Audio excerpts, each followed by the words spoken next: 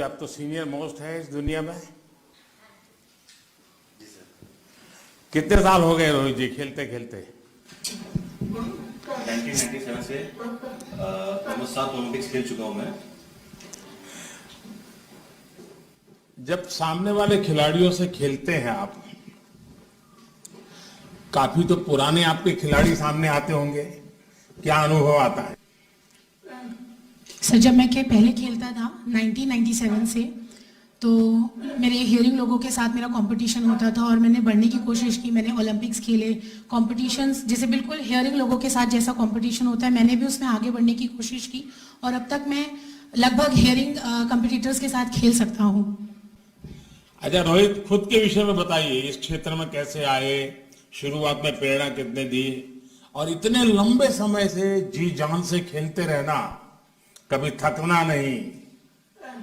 Sir जब मैं बहुत छोटा था तो जब मैं मेरे ख्याल से मुझे याद भी नहीं है कि मैं जब देखता था, मैं बस ऐसे ही माता पिता के साथ चलता था, मैं देखता था, चीज़ें देख के खुश रहता था कि कैसे हियरिंग लोग खेलते हैं। मैं भी चाहता था कि मैं भी खेलूं। मैंने भी वहीं से अपना एम तय किया और फिर आगे बढ़ता चला गया। जी, जब मैं 1997 में मैंने खेलना शुरू किया तो पहले बधिर लोग खेलते नहीं थे, मुझे किसी तरीके का सपोर्ट नहीं मिलता था, बस सांत्वना दी जाती थी।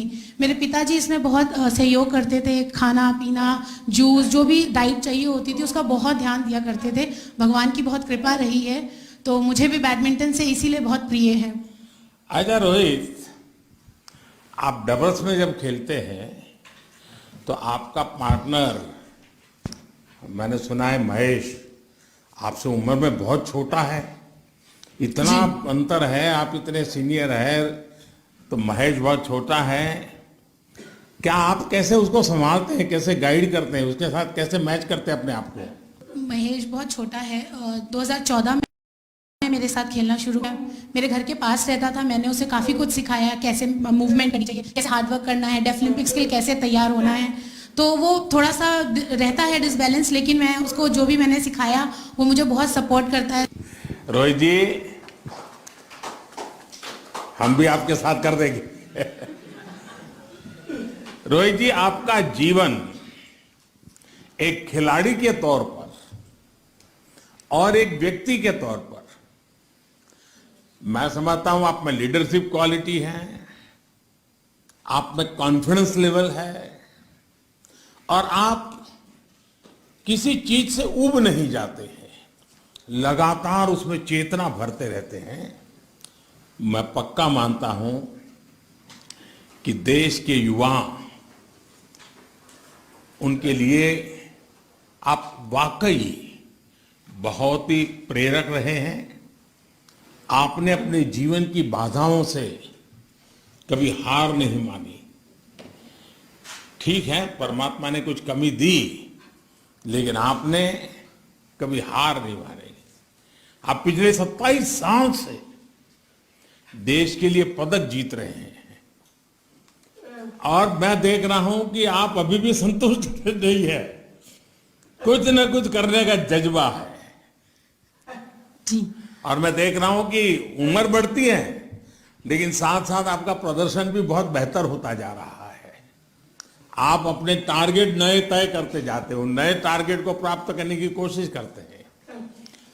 मैं समझता हूं कि खिलाड़ी के जीवन में यही एक गुण बहुत बड़ी ताकत होता है। वो कभी संतोष नहीं मानता है, खुद नए गोल सेट करता है, उस सेट के लिए खुद को खपा देता है और उसी का परिणाम है कि कुछ न कुछ प्राप्त करता रहता है। मेरी तरफ से, पूरे देश की तरफ से रोहित को बहुत बहुत शुभकामनाएं और बहुत बहुत बधाई देता हूं। बहुत बहुत धन्यवाद। मैं भी आपको अभिनंदन करता हूं सर। श्री वीरेंद्र सिंह, रेसलिंग। जी वीरेंद्र, कैसे हो? जी बिल्कुल, मैं ठीक हूँ। आप ठीक हैं? जी जी। बताइए, अपने विषय में थोड़ा बताइए, देशवासी देखना चाहते हैं आपको।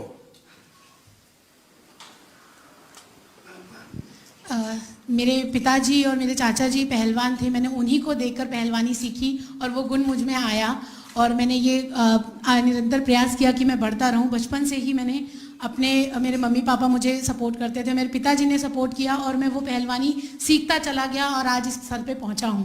लेकिन पिताजी को और चाचा को संतोष है? नहीं, वो चाहते हैं कि मैं और करूं, और खेलूं, और बढ़ता रहूं, और तरक्की करता रहूं। कि जैसे जैसे देखता हूं कि जो हियरिंग समाज के लोग हैं वो आगे निरंतर बढ़ते जा रहे हैं, जैसे कि वो लोग जीतते जा रहे हैं, मैं भी हियरिंग लोगों के साथ खेलता हूं। मैंने भी उन्हें मात दी है और मैं सिलेक्शन में आया हूं, पर मैं सुन नहीं पाता था, इस वजह से मुझे निकाल दिया गया और मैं नहीं जा पाया और मैं उसके लिए बहुत पछताया, रोया भी।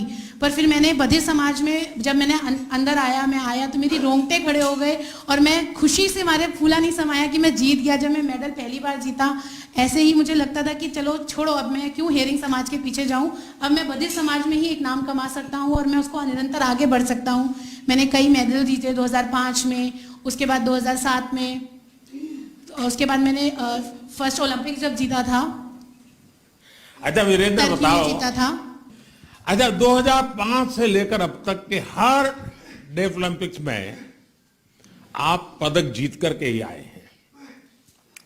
ये निरंतरता आप कहां से लाते हैं? इसके पीछे क्या प्रेरणा है आपकी?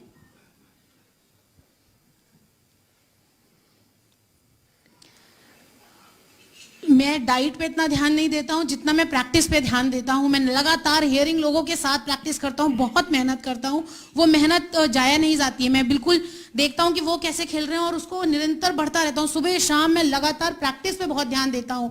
मेरा एम रहता है कि मैं बाहर कहीं जाऊंगा खेलने तो मैं अपने माँ बाप के चरण स्पर्श करके निकलता हूँ अपने देश को छोड़ के, और मैं उनको याद करके ही खेलता हूँ और मैं खुश रहता हूँ कि मैं विजयी होकर आया हूँ। ये मेरे मन में मेरी आशा रहती है। अच्छा वीरेंद्र, दुनिया में वो कौन खिलाड़ी है जिसके साथ खेलने में के समय तुम्हें कुछ न कुछ सीखने को मिलता है, तुम्हें उनका खेल देखने का मन करता है? वो कौन है?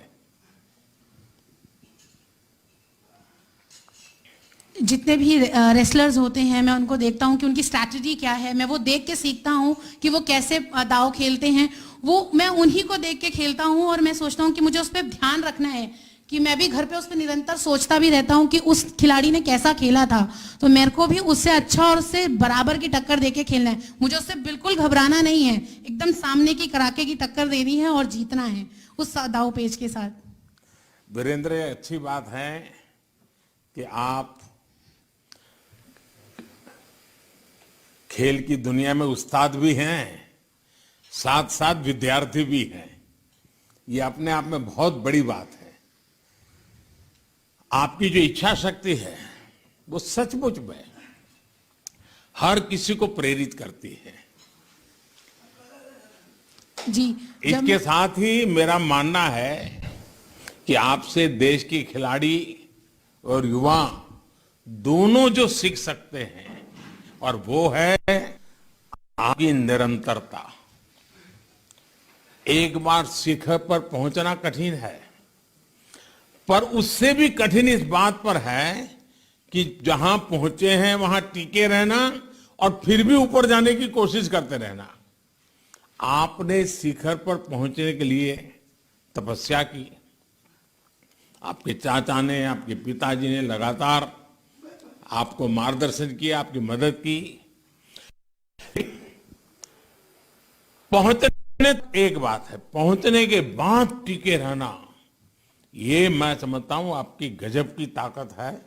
और इसलिए खिलाड़ी जगत इस बात को समझेगा, आपसे सीखेगा। मेरी तरफ से आपको बहुत शुभकामनाएं हैं। बहुत बहुत धन्यवाद। धनुष, नाम तो धनुष है और शूटिंग करता है? जी सर, जी जी बिल्कुल, मैं शूटिंग करता हूँ। बताइए धनुष, अपने विषय में बताइए।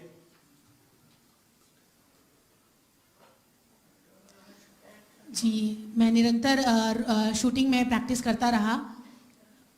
मेरी फैमिली का सपोर्ट मुझे बहुत रहा कि मुझे स्टेज वाइज वो कि मुझे हमेशा बताते रहे कि मुझे जीतना ही है, फर्स्ट ही आना है। मैं 4 बार विदेश जा चुका हूँ जीतने के लिए, और मेरा ये हमेशा निश्चय रहता है कि मैंने तय किया होता है कि मुझे फर्स्ट ही मेडल लाना है, मुझे गोल्ड ही जीतना है। धनुष जी, आप और विद्यार्थी जो चाहते हैं इस खेल में आगे बढ़ना, आप उनकी क्या मदद कर सकते हैं?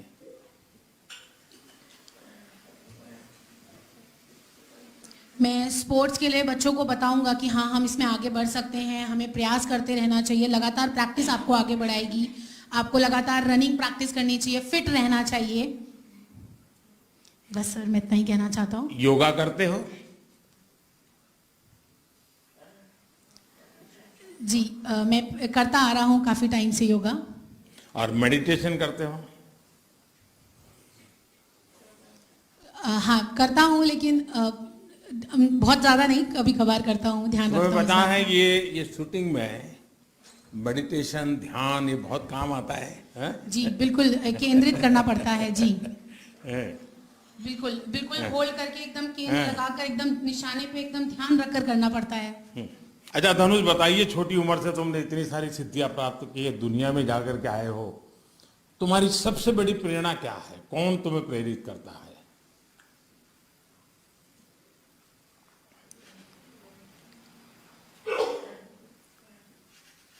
मुझे सबसे ज्यादा, मैं अपनी माँ से बहुत मेरा लगाव है, वो उनके साथ मुझे बहुत खुशी मिलती है। मेरे पापा भी मुझे सपोर्ट करते हैं और प्यार करते हैं, लेकिन पहले 2017 में जी, मैं जब थोड़ा परेशान रहता था, उदास रहता था, तो मम्मी का सपोर्ट बहुत रहता था, और फिर निरंतर प्रयास करते करते जब मैं जीतने लगा तो मुझे खुशी मिलने लगी, और वही मेरी प्रेरणा का स्रोत बनता चला गया। धनुष, सबसे पहले तो आपकी माता जी और आपके परिवार को प्रणाम करता हूं, और विशेष करके आपकी माता जी को, जैसा आपने वर्णन किया कि वो कैसे आपको संभालती थी, कैसे आपको प्रोत्साहित करती थी, कैसे आपको लड़ाई जीतने में मदद करती थी, और हर चुनौती के सामने खड़े रहने के लिए आपको तैयार करती थी। तो मैं सचमुच में आप बड़े भाग्यवान हैं। और आपने बताया कि आपने खेलो इंडिया में भी कुछ नया सीखने का प्रयास किया, नई चीज़ों को जानने का प्रयास किया, और खेलो इंडिया ने आज देश को बहुत अच्छे अच्छे खिलाड़ी दिए हैं। कई खेल प्रतिभाओं को आगे लाने में भी मदद मिली है। आपने अपने सामर्थ्य को पहचाना, लेकिन मेरा विश्वास है कि आपका सामर्थ्य धनुष इससे भी ज़्यादा है, और आप इससे भी ज़्यादा पराक्रम करके दिखाओगे, ये मुझे विश्वास है।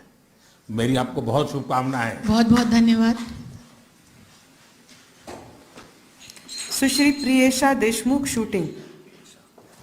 अच्छा प्रियेशा, आप पुणे से हैं? एक्चुअली मैं महाराष्ट्र पुणे में प्रैक्टिस करती हूँ। मेरा नाम प्रियेशा शरदराव देशमुख है। वो मैं 8 साल में प्रैक्टिस कर रही हूँ शूटिंग में। उसके पहले मैंने चेटिंग, बैडमिंटन सब कुछ खेला, लेकिन तो मैं हार गई, तो मैंने सोचा शूटिंग अच्छा है, तो मैं शूटिंग में 2014 में ज्वाइन हुई। उसके बाद में तो 2014 to 15 में नेशनल गेम था, वहाँ में स्लेट में 7 गोल्ड मेडल डेफ कैटेगरी में, और ओपन कैटेगरी में सिल्वर मेडल मिला है। और पहली बार मुझे लगा कि फर्स्ट वर्ल्ड चैम्पियनशिप में रशिया में कजान वर्ल्ड चैम्पियनशिप था, तो मैं पहली बार इंटरनेशनल खेला, बाकी कोई योगी नहीं आई। तो मुझे थोड़ा सा डर लग रहा था और परेशान भी लग रहा, लेकिन दादी से आशीर्वाद से और मेरे पापा ने मुझे समझाया कि जो कुछ भी हो, आप पहली बार जाए हो तो जाओ, खेलो, जो मिलेगा तो मिलेगा, लेकिन आप परफॉर्मेंस करके दिखाओ। परंतु मुझे पता नहीं क्या मिला, लेकिन तो लास्ट टाइम में मेरा क्वालिफिकेशन हुआ तो फाइनल हुआ, बाद में तो फाइनल होते तो मेरा ब्रॉन्ज मेडल मिला। अच्छा, 2017 में आप 6ठे स्थान पर आई थी, इस बार स्वर्ण लेकर आई है। ये कुछ छोटी सिद्धि नहीं है, तो तुम्हें अभी भी संतोष नहीं है? अभी भी अपने आप को शिकायत करती रहती हो? नहीं, वही थी, अब मैं तो कॉन्फिडेंस थी, मैं खुद भी कर रही हूँ। दादी और पापा के आशीर्वाद और मेरा गुरु है अंजलि भागवत के, उसको कोच वजह मैंने सिखाया जो करने करो, लेकिन पॉजिटिव सोचो तो कर लिए, तो मेरा वो रैंक 6 और अभी सेकंड ओलंपिक में ब्राज़ील में हुआ तो धनुष के साथ मिस टीम में मुझे गोल्ड मेडल मिला। तो दादी ओलंपिक होने से पहले दुनिया में नहीं है अभी। उसने मुझे मेरा प्रॉमिस दिया था कि आप पता कितने आवश्यक आएंगे, लेकिन दादी ने मुझे वादा दिया कि अब मेडल अवश्य मिलेगा। लेकिन अचानक उसकी मौत होने के बाद तो मैंने उसका स्वप्न मैंने पूरा कर दिया। तो मेरा तो अच्छा लग रहा है और मेरा कोई कुछ नहीं। देखिए प्रियेशा, सबसे पहले तो मैं अंजलि भागवत जी को भी बधाई देता हूँ कि उन्होंने तुम्हारे लिए अपना इतना जी जान से मेहनत की। Thank you sir. तो मैं सचमुच में बताता हूँ कि एक तो तुम्हारा, तुम्हारे माता पिता का, लेकिन कोच भी अगर जी जान से तुम्हारे लिए काम करता है तो उसके कारण बहुत बड़ा बदलाव मैं देख रहा हूँ। अच्छा ये बताओ, आप हो तो पुणे से हैं और पुणे के लोग तो बहुत शुद्ध मराठी बोलते हैं। हाँ पता है, मैं मराठी बोलती हूँ। तो आप इतनी बढ़िया हिंदी कैसे बोलती हो? मैं मराठी हिंदी सब बोलती हूँ, लेकिन प्रॉब्लम ऐसा है मराठी में तो मुझे मेरी लैंग्वेज होते हैं। मैंने सोचा कि दुनिया में एक लैंग्वेज नहीं बात करना, सब लैंग्वेज बात करते हैं, लेकिन मैं पर बात करते मराठी में।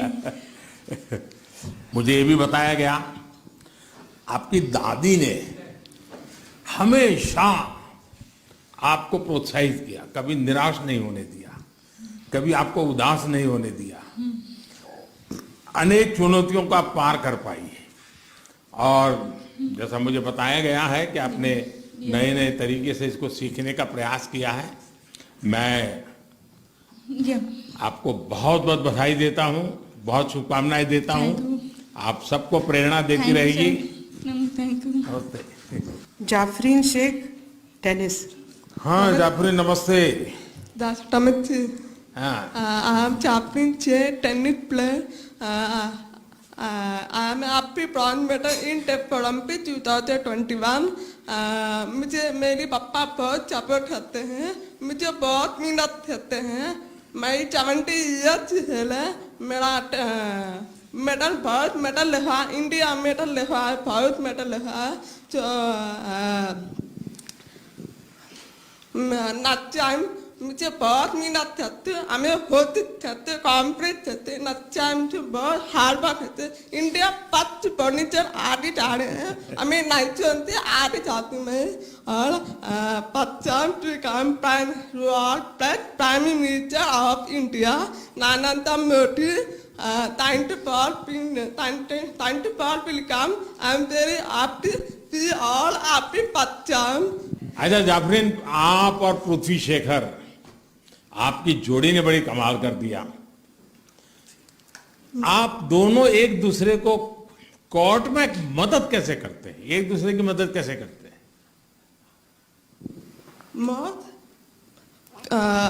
हम दोनों सपोर्ट करते हैं, हम दोनों होते चाहते, हम दोनों फाइट खड़े हैं। हमारा फाइट खड़ा, हमारा इंडिया में आगे जा रहे हैं। हम दोनों नाचते, हमें होती चढ़ा आगे है ना, हमें ब्रॉन्ज मेडल लाया था। देखिए टेनिस में मैं तो कोई खिलाड़ी नहीं रहा हूं, मुझे वो नसीब नहीं हुआ है, लेकिन कहते हैं कि टेनिस एक ऐसा खेल है जिसमें टेक्निक पर बड़ा बल रहता है और टेक्निक की तरफ काफी फोकस रहता है। आपने इस खेल को ना सिर्फ अपनाया, लेकिन कई बार आपने देश का नाम ऊंचा किया। इस चीजों को आत्मसात करने में आपको मेहनत कितनी पड़ती थी? मुझे बहुत मेहनत करा, हमेशा बहुत मेहनत करे, हमेशा कॉम्प्लीट करते, हमें नाचते, हमें अभी खेलते हैं, बहुत आगे जा रहे हैं, बहुत खेलते। अच्छा, आप एक प्रकार से देश की बेटियों का, उनके सामर्थ्य का एक प्रकार से पर्याय तो है ही है, साथ ही आप छोटी छोटी बच्चियों के लिए भी एक प्रेरणा है। आपने साबित कर दिया है कि भारत की बेटी अगर कुछ ठान ले तो कोई भी बाधा उसको रोक नहीं सकती है। मेरी तरफ से जाफरीन को बहुत बहुत शुभकामनाएं। आपके पिताजी को विशेष रूप से अभिनंदन कि उन्होंने आपके पीछे इतनी मेहनत की और आपको यहाँ तक पहुँचाया। आपको सपोर्ट करते और आने वाले सपोर्ट करो मैं करूंगा। थैंक यू मैं करूंगा। थैंक यू आपकी ये ऊर्जा, मैं कह सकता हूं कि जो मुकाम आप लोगों ने हासिल किया, आपका जज्बा इससे बहुत आगे जाने का है। ये जज्बा बनाकर रखिएगा, ये जोश बनाकर रखिएगा। इसी जोश से देश की जीत के नए रास्ते खुलेंगे, भारत के उज्जवल भविष्य का निर्माण होगा। और मैं मानता हूं हमारे जनरल खेल की जगत में कोई व्यक्ति नाम लेते के आता है तो वहां के स्पोर्ट्स कल्चर की, स्पोर्ट्स एबिलिटी की बात होती है, लेकिन कोई दिव्यांग, कोई शारीरिक रूप से मजबूरी में जिंदगी गुजारने वाला व्यक्ति, वो जब दुनिया के अंदर नाम रोशन करता है तो वो सिर्फ खिलाड़ी जीत करके नहीं आता है, वो सिर्फ खेल का खेल नहीं रहता है, वो उस देश की छवि को भी लेके जाता है कि हाँ, ये देश ऐसा है कि जहां दिव्यांग जनों के प्रति भी यही संवेदना है, यही भाव है और यही सामर्थ्य की पूजा वो देश करता है। ये बहुत बड़ी ताकत होती है और इसके कारण दुनिया में आप जहां भी गए होंगे, दुनिया में जब भी आपके इस सिद्धि को किसी ने देखा होगा तो आपको देखता होगा, आपके खेल को देखता होगा, आपके मेडल को देखता होगा, लेकिन बैक ऑफ द माइंड सोचता होगा, अच्छा हिंदुस्तान में ये वातावरण है, हर एक को समानता है, हर एक को अवसर है और उससे देश की छवि बनती है। यानी सामान्य खिलाड़ी देश की छवि बनाता है, उससे अनेक गुना ज्यादा अच्छी छवि देश की बनाने का काम आपके द्वारा होता है, आपके प्रयत्नों के द्वारा होता है। यानी ये अपने आप में बहुत बड़ी बात है। आप सभी को एक बार फिर इस शानदार जीत के लिए और देश का नाम रोशन करने के लिए, देश का नाम ऊंचा करने के लिए, भारत का तिरंगा झंडा फहराने के लिए, और वो भी आजादी का अमृत महोत्सव मना रहे हैं, उस समय देश के तिरंगे को फहराने के लिए आप सब बहुत बहुत बधाई के पात्र हैं। आपके इस पुरुषार्थ में आपके परिवारजनों का, आपके माता पिता का, आपका कोचिज का, आपके आसपास का जो एनवायरनमेंट होगा, उन सबका बहुत बड़ा योगदान रहा है और इसलिए उन सबको भी मैं बधाई देता हूं। जिन भी खिलाड़ियों ने इस वैश्विक प्रतिस्पर्धा में हिस्सा लिया, उन्होंने पूरे देश के सामने हौसले का एक अभूतपूर्व उदाहरण प्रस्तुत किया है। कुछ लोग होंगे जो मेडल तक शायद नहीं पहुंच पाए होंगे, लेकिन ये मान के चलिए कि उस मेडल ने आपको देख लिया है। अब वो मेडल आपका इंतजार कर रहा है, वो मेडल आपका इंतजार कर रहा है। आप ये मत सोचिए कि अब आप पीछे हैं, आप जरूर सिद्धि प्राप्त करेंगे, आप विजयी होकर के आएंगे और जो विजयी हुए हैं वे भी अब तो आपकी प्रेरणा का कारण बनेंगे। और इस खेल के अंदर आज तक के सारे रिकॉर्ड आप तोड़ के आए हैं, हिंदुस्तान के सारे रिकॉर्ड तोड़ करके आप आए हैं। इसलिए इस टीम का हृदय से मैं गर्व करता हूं, अभिनंदन करता हूं और आजादी का अमृत महोत्सव, उसमें भी आप प्रेरणा बनेंगे। देश के तिरंगे को आगे लहराने में हर नौजवान के लिए आप प्रेरणा बनेंगे। इसी अपेक्षा के साथ मैं सबसे पहले आप सबको बहुत बहुत बधाई देता हूं, बहुत बहुत आगे बढ़ने के लिए निमंत्रित करता हूं। बहुत बहुत धन्यवाद।